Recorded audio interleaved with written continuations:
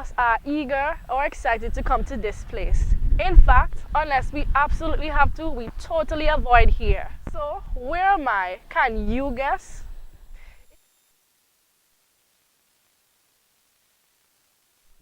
If you guess the cemetery, you are absolutely correct.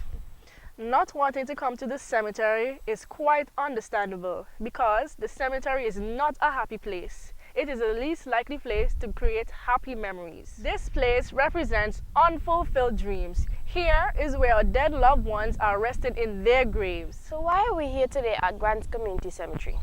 We've been tagging along so merrily, so why stop at a cemetery?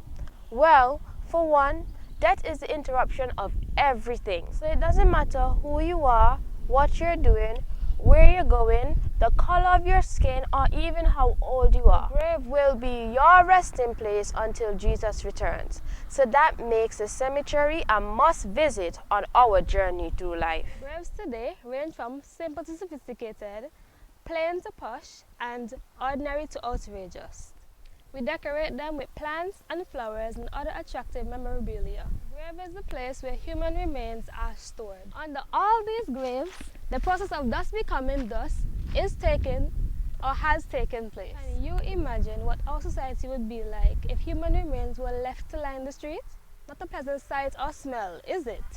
In Matthew 23 verse 27, Jesus rebuked the spiritual leaders of his time for being like the whitened graves. He called them hypocrites because it was all pretense and fake with them. Beautiful on the outside but full of dead man's bones, and really just simply unclean. If sin has gotten an upper hand on you, don't try to pretty it up or mask it. That will only result in eternal death. It's appointed unto men once to die. Death has become our portion because of sin. But guess what? Death too has a date with death. The difference between death's death and ours is that death's death is eternal, but ours doesn't have to be.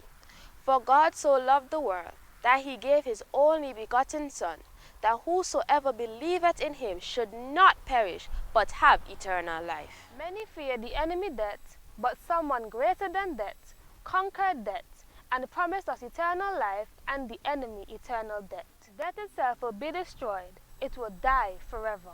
In Genesis, when God made a promise to crush Satan's head, death's death warrant was signed. And when Jesus declared, "It is finished," on that old rugged cross, death's death warrant was sealed.